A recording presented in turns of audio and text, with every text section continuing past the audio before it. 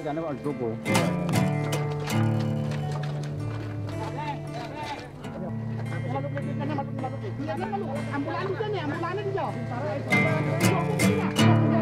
Oke, jalannya.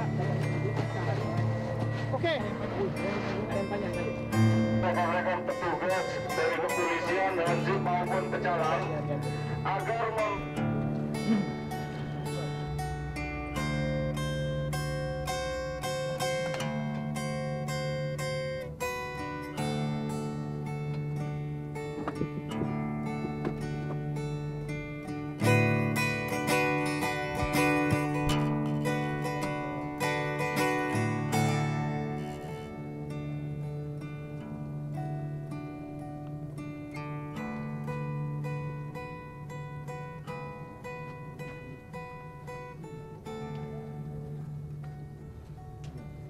Oe, ya.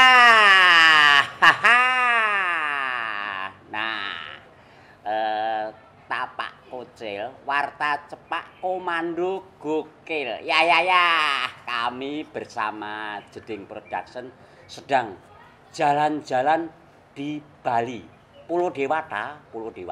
Nah, kebetulan kami satu tim sedang mampir di rumahnya beliau Bapak Haji Agus Bambang Priyanto SH. Nah, beliau ini sangat memiliki jiwa sosial. Beliau sekarang aktif di Kepala Bidang Penanggulangan Bencana PMI Bali. Tapi beliau ini kiprahnya di bidang sosial, aktivitas soal penanggulangan bencana bukan hanya di Bali, tapi di berbagai daerah, baik itu di Jogja, di Sumatera, di Aceh, dan di berbagai daerah. Dan beliau itu juga ketika sedang terjadi tragedi bom Bali tahun 2002, nah beliau itu termasuk relawan yang gigih. Hampir 11 jam beliau itu tanpa pamrih beliau melakukan evakuasi. Nah, untuk lebih jelasnya kami akan bincang-bincang dengan beliau yang lebih akrab, lebih sangat nyaman dengan panggilan Haji Bambang. Bapak Haji Bambang, terima kasih nih kami Jeding Production nih diterima mampir di kediamannya Bapak Haji Bambang yang sangat silir. Silir, anginnya nyaman. Pak Haji Bambang. Iya. Apa yang mendasari Pak Haji Bambang ini bergerak di bidang sosial, gigih soal kemanusiaan, sehingga di usianya yang sekarang dalam tanda petik kepala 6 ya Pak ya, tetap masih berjiwa muda untuk itu. Apa yang mendasari Pak? Baik, sebelum saya menjawab nih pertanyaan Bapak nih, pertama tadi hampir hilang nih Pak, apa yang ada di isi kepala saya. Karena banyolan Bapak pertama tadi, kata-kata pembuka itu loh Pak, lucu banget. Hidup kami memang sudah lucu Pak. Sampai saya lupa Pak, kenalan. Kalau saya memanggil Bapak, saya panggil Pak siapa Pak? Pak Kucil. Pak Kucil. Orangnya kecil. Iya, tapi kecil orangnya, tapi besar manfaatnya. Amin. Bagi negeri ini, karena saya katakan demikian, Bapak ini berselancar ke seluruh negeri ini, mencari sesuatu untuk diberikan semacam wawasan kepada anak-anak bangsa ini untuk ke depan. Baik, terima kasih Pak. Pertanyaan awal yang sangat menggelitik saya dan harus saya jawab. Begini, Pak Kucil. Jadi kalau melihat posisi geografis Indonesia, termasuk kita sekarang duduk di kursi ini, di tempat ini, kita kan berada di daerah ring fire ya Pak ya. Di daerah memang yang daerahnya itu rawan bencana. Iya. Ya. saking rawannya bencana, dunia internasional sampai-sampai menyebut Indonesia ini supermarketnya bencana. Ya Pak ya, karena semua bencana yang kadangkala di luar negeri tidak ada, di sini justru ada. Komplit bencana kita. Apa sih yang tidak ada bencana di Indonesia Pak? Serangan teroris, kemarau, kebanjiran, tanah longsor, Gempa, tsunami, angin puting beliung, kemarin yang terjadi likuifaksi di Palu di Sulawesi Tengah. Nah, rentetan bencana ini yang ibaratnya kereta apinya Pak Kucil di Jogja, antara lokomotif dan gerbong itu selalu terjadi silih berganti Pak. Kadang-kadang kalau saya lihat satu bencana belum tertangani dengan baik, sudah timbul bencana lain lagi di daerah yang menyusul, lain. Ya, menyusul. Nah, ini Pak yang mendasari saya selalu aktif mempertebal keyakinan saya untuk selalu berada di bidang kemanusiaan, utamanya saya bergabung dengan Palang Merah Indonesia. Nah, dengan bendera Palang Merah inilah Pak, saya katakanlah berjalan dari satu bencana ke bencana yang lain untuk membantu anak-anak negeri ini, bangsa kita yang tertimpa musibah. Artinya Pak Bambang ini aktif di PMI itu semacam panggilan jiwa ya Pak? Ya, panggilan satu jiwa. Itu yang pertama panggilan jiwa. Yang kedua Pak Kucil, ada sejarah krusial Pak. Ya, kenapa saya kok memilih bencana alam? Kenapa kok saya memilih Palang Merah? Jujur bilang Pak Kucil, saya dulu ingin menjadi TNI, Tentara Nasional Indonesia, karena melihat figur sosoknya Pak Dirman, ya, jenderal besar kita. Yeah. Pak Dirman kan bukan milik TNI saja Pak, Pak Dirman itu milik rakyat Indonesia.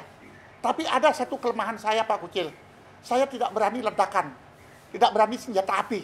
Nah, itu akhirnya menyurutkan niat saya ke TNI, tetapi saya pilih ke PMI. Tinggal hilang M-nya sama N-nya saja Pak. Beda ya? TNI tidak jadi, akhirnya PMI Palang Merah. Loh, kenapa kok cita-cita dari TNI ke PMI? Nah, tentu ada dasar sejarahnya Pak. Boleh saya cerita Pak? Apa itu Pak misalnya? Begini. Yang mendasari ya Pak? Mendasari begini Pak. Kita semua tahu rakyat Indonesia ya, bahwa kemerdekaan negeri kita ini yang tercinta ini terjadi pada tanggal 17 Agustus tahun 1945.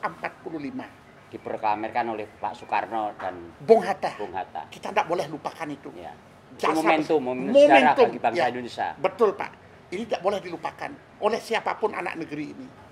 Kemudian dalam pemikiran seorang Soekarno ketika itu, bagaimana supaya kemerdekaan kita ini cepat mendapat pengakuan de facto dari luar negeri. Terlintaslah idenya Bung Karno. Memang Bung Karno presiden ini brilian ya Pak ya, ya Pak Kucil ya. Punya visi. Punya visi ya. Beliau memanggil Menteri Kesehatan Republik Indonesia pada saat itu, yaitu Bapak Dr. Buntaran. Nah, Bapak Dr. Buntaran dipanggil ke istana, diperintah oleh Bung Karno untuk segera membentuk Palang Merah di Indonesia. Palang Merah Indonesia. Palang Merah Indonesia. Konsep dibuat, beliau menghadap lagi kepada Bapak Presiden. Akhirnya PMI diumumkan berdiri di Indonesia pada tanggal 17 September 1945. Itu jadi PMI ya, PMI. Nah, ya.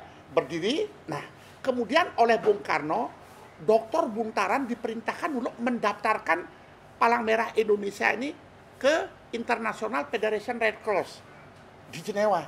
Nah, disitulah terbuka lebar-lebar mata luar negeri melihat bahwa ada satu negara lagi berdiri. Negara baru ya? Negara baru namanya Republik Indonesia. Nah, dari sinilah pengakuan de facto dari luar negeri mengalir deras ke Indonesia. Jadi PMI mempunyai andil juga. Mempunyai andil dalam perjuangan kemerdekaan, andil dalam diplomasi, menyuarakan ke luar negeri ya. Ke luar negeri proklamasi kita ini. Nah, kemudian beberapa hari kemudian tanggal 6 Oktober 1945 TNI, Tentara Nasional berdiri. Nah, jadi 3 hal ini, proklamasi, Palang Merah, Indonesia, Tentara Nasional, ini memegang, menurut saya, ini memegang peranan luar biasa. Bagian sejarah penting dari bangsa Indonesia. Iya, betul sekali Pak Kucil. Karena itu ketiga komponen ini kalau berulang tahun pasti sama. Yang satu ulang tahun yang ke-76, semuanya 76. Ya. Ini perjuangan yang begitu heroik, yang begitu gagah, yang begitu indah, mengilhami jiwa raga seorang Haji Bambang untuk tetap di Palang Merah hingga saat ini. Dan saya sudah bersumpah dengan Palang Merah, saya akan di Palang Merah sampai napas saya yang terakhir. Itu sudah sumpah saya. Nah, itulah teman-teman Bapak Haji Bambang yang usianya sudah kepala 6 tapi semangat untuk cinta tanah air lewat PMI, panggilan jiwa, sungguh ini layak kita apresiasi. Pak Bambang. Iya Pak Kucil. Itu tadi yang mendasari ya. Iya. Terus kemudian saya membaca di beberapa media, baik itu media online, cetak maupun media luar negeri, Pak Bambang ketika terjadi tragedi bom Bali tahun 2002 itu Pak Bambang tergerak untuk melakukan secara kemanusiaan evakuasi itu bisa diceritakan Pak itu? Baik, saya ceritakan Pak Kucil, tapi mohon maaf ya, ketika bercerita ini itu suasana masih ya Pak, sangat ya, menyentuh sekali. Kejadian ya. Itu boleh lewat Pak, berapa puluh tahun boleh lewat. Tapi bagi saya seorang Haji Bambang 19 tahun yang lalu ya Pak ya. Ya, no. Tapi bagi saya seorang Haji Bambang Pak Kucil, kejadian itu tetap saja seolah-olah terjadi baru kemarin. Kejadian itu ibaratnya film Pak Kucil, tetap saja membayang di pelupuk mata saya. Ya. Jadi peristiwa bom Bali hari Sabtu Kelabu tanggal 12 Oktober 2002 pada pukul 11 malam pada waktu itu satu kejadian Pak Kucil yang sama sekali tidak diharapkan, apalagi kita orang Bali pernah bermimpi bahwa daerah kita akan kena serangan teroris, bahwa kita akan kena serangan bom. Sama sekali tidak pernah Pak Kucil. Karena kita orang Bali ini, ya sama kayak saudara kita di Jogja lah. Ya. Orang Bali, orang Jogja itu kan, mohon maaf, hidupnya dari berkesenian. Dari pariwisata juga ya? Pariwisata, berkesenian ya. Sudah, orang Jogja, orang Bali kalau sudah dapat nabuh gamelan, ya sudah senangnya, udah minta ampun sudah. Ya.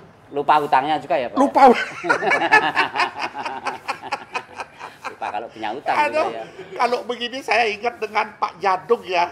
Beliau yang sama Pak Jadung sama siapa? Pak Bagong ya. Saya ingat dengan dua seniman besar itu milik Yogyakarta yang sudah meninggalkan kita semua. Nah jadi Pak Kucil, jadi peristiwa itu betul-betul menghentakkan kita gitu loh. Masa sih orang tega membuat kami seperti itu? Apa sih salah kami? Apa sih dosa kami?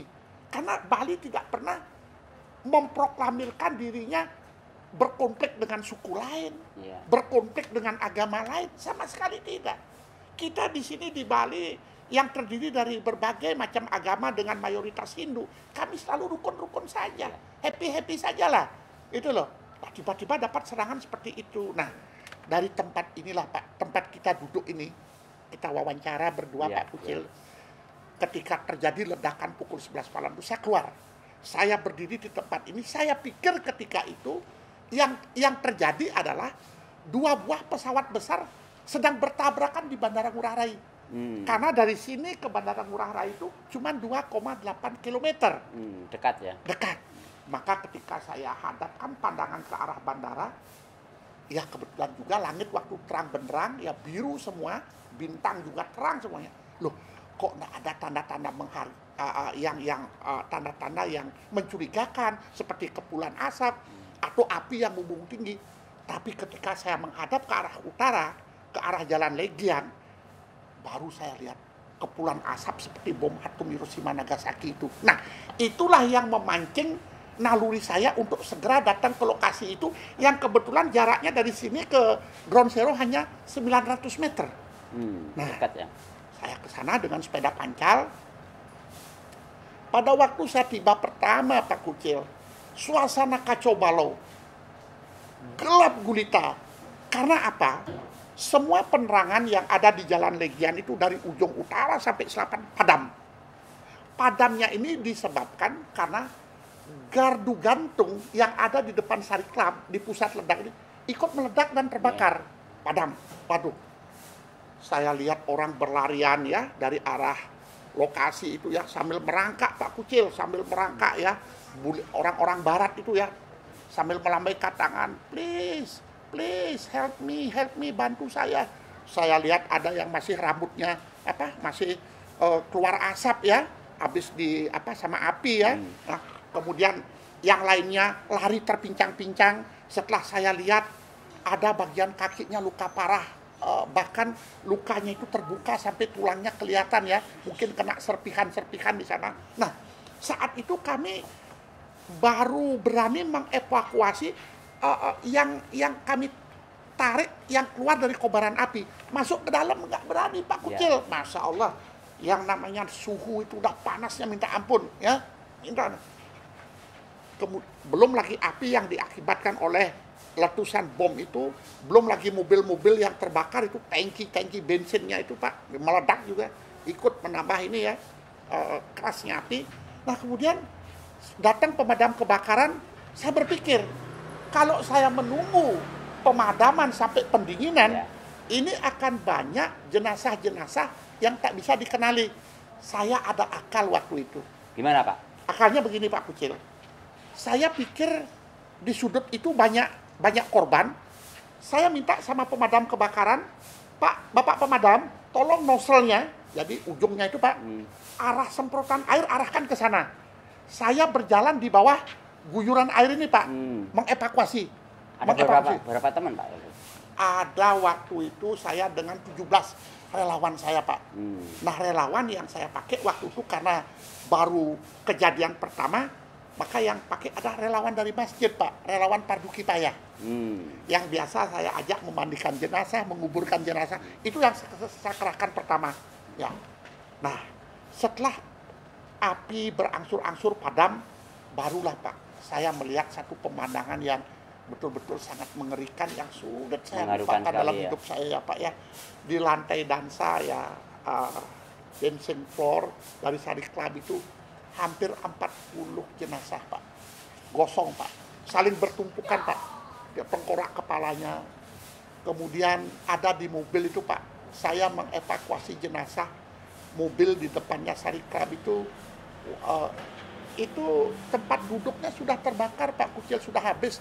Yang namanya spon-spon udah habis terbakar semua.